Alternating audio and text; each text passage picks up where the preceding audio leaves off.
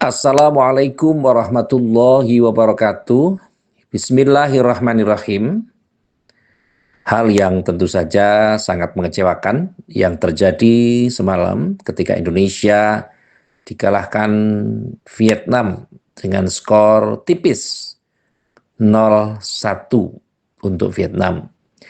Sesungguhnya ini bisa dipahamkan bersama karena kalau kita perhatikan, Vietnam ini bukan rajanya Asia Tenggara, tapi raja provokasinya Asia Tenggara. Mengapa demikian? Karena ada hal-hal yang tentu saja terjadi, pelanggaran-pelanggaran yang sangat keras terjadi, tetapi mereka tidak mendapatkan kartu. Bahkan Takayashi, wasit dari Jepang ini tentu sesungguhnya lebih berpihak kepada Vietnam. Bagaimana tidak? Banyak hal insiden yang terjadi, bahkan sesungguhnya Indonesia harusnya ketika Rahmat Arjuna dilanggar di kotak penalti, mestinya Indonesia mendapatkan penalti setidaknya di menit ke-63. Tapi alhasil Indonesia tidak mendapatkan apapun dari pelanggaran itu. Termasuk Franky Misa yang sikutnya pemain Vietnam ini mendarat di kepalanya Franky Misa, tapi tentu saja justru tidak mendapatkan apapun pada pelanggaran itu jelas di depan wasit.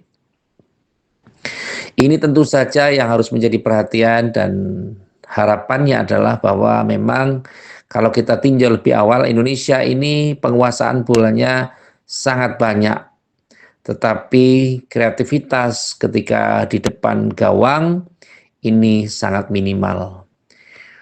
Hal yang terjadi pada saat sekarang tentu segera harus dilupakan saja, karena yang sebenarnya event yang harus kita lakukan adalah momentum, yakni kualifikasi Piala Asia tahun 2026.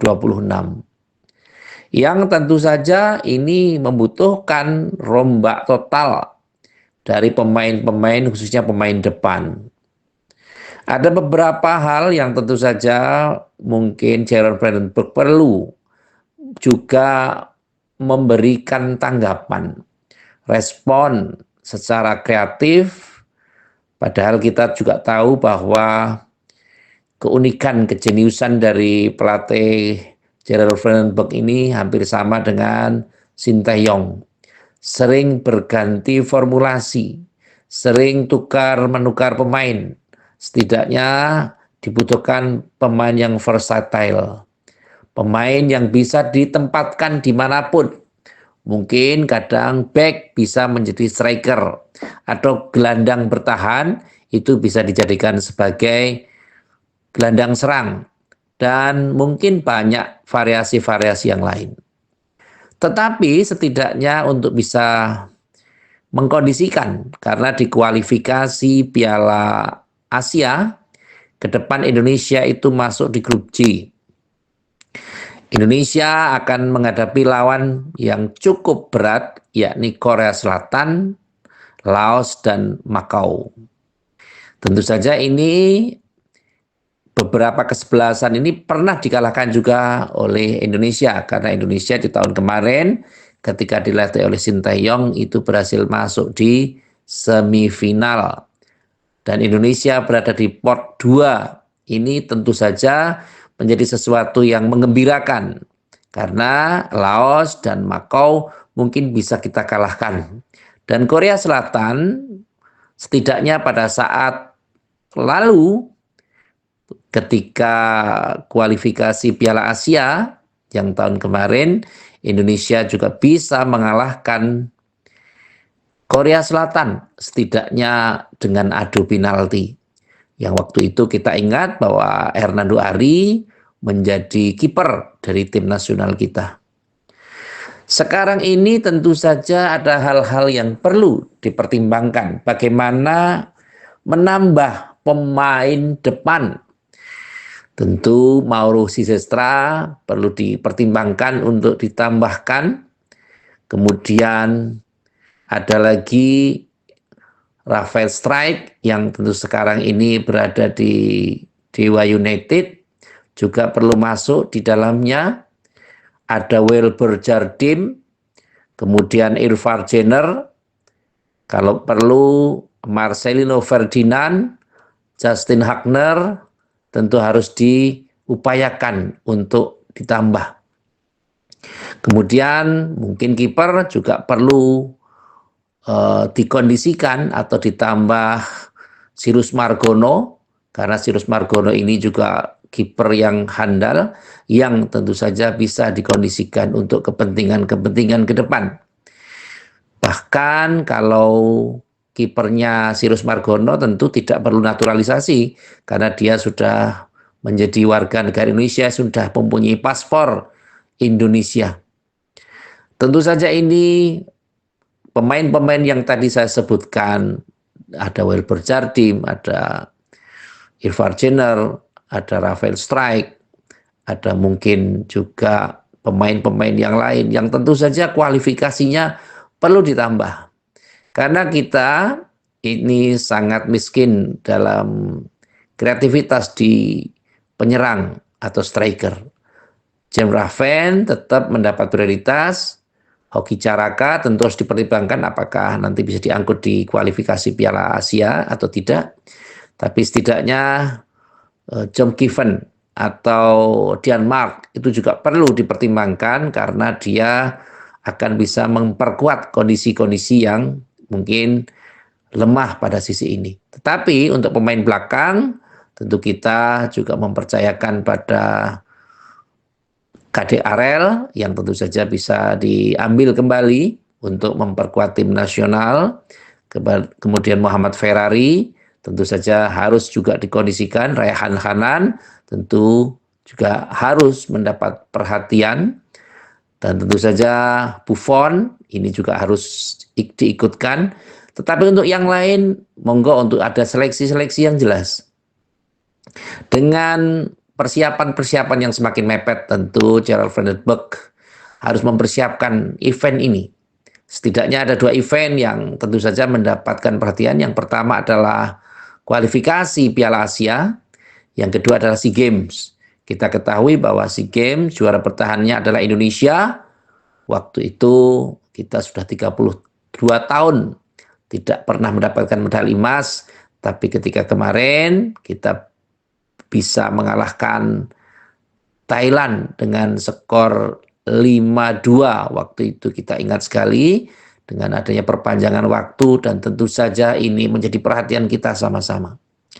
Semoga dengan kekalahan dari Vietnam yang tentu saja kita tahu bahwa kecurangan wasit atau kekasaran pemain Vietnam ini tidak mendapatkan perhatian dari wasit. Pertanyaannya adalah gunanya apa adanya VAR? Tentu saja ini banyak mendapatkan komentar dari beberapa media mainstream dan media internasional. Bahkan kalau kita ketahui Pergi Colina sebagai ketua wasit dunia tentu saja berkomentar tidak sahnya Vietnam dalam menangkan melawan Indonesia. Bahkan menurut Colina, pertandingan perlu diulang. Ini tentu saja menjadi sesuatu yang harus dipertimbangkan dan tentu saja banyak yang berkomentar bahwa AFF yang sekarang ini adalah terburuk sepanjang sejarah. Tapi apapun itu, kita harus bangkit untuk segera menyongsong kualifikasi Piala Asia yang tentu saja ini juga terkait dengan beberapa hal, terkait dengan pemain, mungkin evaluasi dari pelatih, bahkan pelatih Indonesia tadi malam sempat mendapatkan kartu merah dari wasit karena memang menyambangi kubu dari Vietnam. Ini tentu saja mendapatkan perhatian, harus kita pertimbangkan sama-sama dan tentu saja jangan menjawab dengan retorika, tapi jawablah dengan bekerja keras. Banyaknya pemain-pemain diaspora yang ada di U23 yang usianya masih di atas 22 tahun, bahkan kalau dari aspek ini masih angka 21,24 tahun, artinya rataan dari pemain kita masih memungkinkan dari tim 23 kita masih memungkinkan untuk memperkuat Piala Asia dan memperkuat SEA Games yang tentu saja ini menjadi harapan besar. Mudah-mudahan kita dalam SEA Games ke depan juga bisa mempertahankan medali emas. Dan yang paling penting adalah target kita ke depan perlu bisa mengalahkan Korea Selatan, Laos, dan Macau untuk bisa berkondisi menjadi juara grup atau setidaknya menjadi runner-up terbaik. Karena tentu saja ini menjadi perhatian kita bahwa PSSI, Menpora, dan pemerintah, khususnya Bapak Presiden, sudah menganggarkan luar biasa banyak dan besar untuk kepentingan olahraga sepak bola ini. Semoga sepak bola kita disupport oleh siapapun, dan tentu saja himbauan kita, jangan kita hujat timnas karena apapun itu mereka sudah mengerjakan sesuatu yang sebaik-baiknya. Mereka sudah mengeluarkan kemampuannya. Andai kata kemampuannya mereka adalah 100%, mereka sudah mengeluarkan 110%. Artinya lebih dari sekedar kemampuan yang ada. Semoga ke depan pelatih kita bisa mengkondisikan hal yang lebih baik daripada sekarang. Sektor penyerangan bisa diperbaiki, sektor pemain tengah dan penjaga gawang juga mendapat perhatian dan tentu saja apresiasi. Saya mengucapkan terima kasih dan kami juga terima kasih kepada tim nasional kita yang telah berjuang keras, yang telah bertaruh fisik, psikis, moral, dan semuanya dipertaruhkan untuk kepentingan nasional, kepentingan negara, kepentingan bangsa, menjadi patriot yang tentu saja harus kita hargai, harus kita hormati, dan perlu mendapatkan penghargaan yang luar biasa dari semua pihak.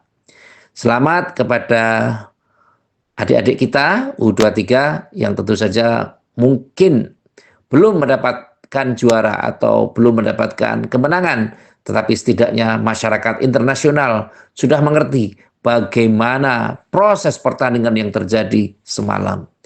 Kita menghargai dan menghormati serta mengapresiasi perjuangan kalian. Semoga Allah Subhanahu wa taala memberikan kebaikan dan karir yang bisa lebih meningkat dari waktu ke waktu, sehingga ke depan tim nasional kita akan Garuda Muda kita bisa juara di kualifikasi Piala Asia. Terima kasih kepada semua pihak yang telah membantu terselenggaranya acara ini. Dan terima kasih saya sampaikan kepada yang sudah like, komen, dan share serta subscribe.